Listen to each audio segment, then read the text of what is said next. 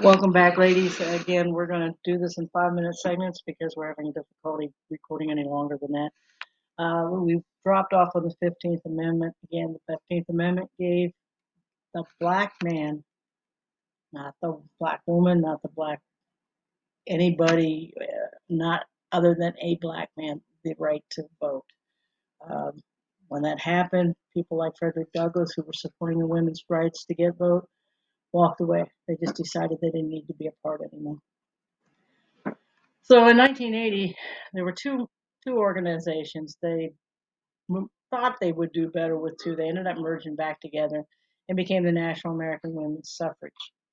There was over, as you can see, 1,000 branches. Keep in mind there wasn't that many states yet, so 38 states is actually a pretty high amount of people. Um, it was Stanton's position pretty much as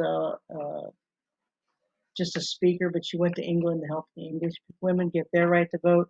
So Susan B. Anthony was the one that was the president and was the one that made it work. Part of the thing is to let you know what GFWC and GFWC Florida were involved in.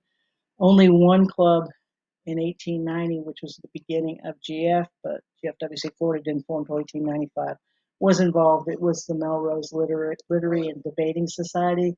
That clubhouse still exists. The club still exists. And they weren't able to make it to any of the conventions because of the distance to travel, but however, they did keep very well informed on what was going on.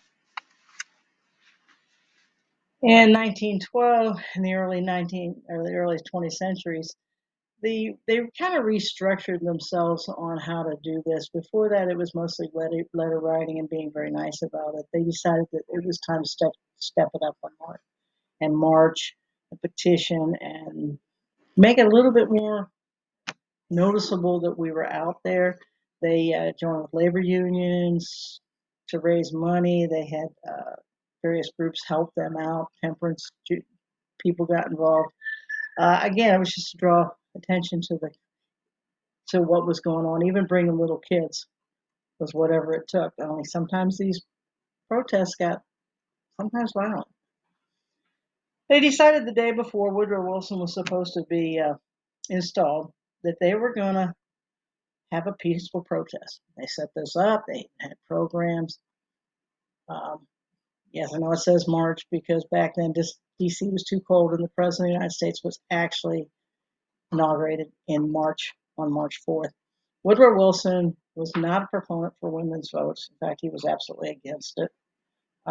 They had this march set up. They were told that no one would hurt them, the police would protect them. Unfortunately, the police never really showed to protect them, and mobs of angry men and even women went in and attacked the march. It was a pretty bloody scene and something you didn't expect back then. Um, One of the things they did is they let women be on school boards in Florida. And Mrs. William Hocker was a Florida president from 1912 to 1913, and she actually was elected to the Ocala School Board 1916. She didn't have the right to vote for herself, but she was elected to that position. One of the other ladies in Florida that you should be aware of was a Miss Santa Dreyer. She was from Fellsmere. She was the first woman south of the Mason-Dixon line to be able to vote in any kind of an election. Uh, Fellsmere is on the west. It's on the east side of the state, but it's west of Sebastian. Small little town. They had their charter. It passed the state. Evidently, no one looked to see that they were giving a woman the right to vote, and she was the first one prior to the 19th Amendment to be allowed to vote in Florida and in the United States. World War I came along. Women were just like the Civil War. They were now moved into other areas. They were expected to take care of the home front, to fill in jobs where the men had gone off to war. When they came back, they went ahead and started back looking for their right to vote.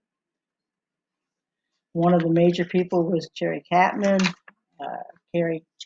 Catt. Sorry, say that 3 times in a row. She was actually the hand-picked successor of Susan B. Anthony, formed after the Suffrage League of Women Voters.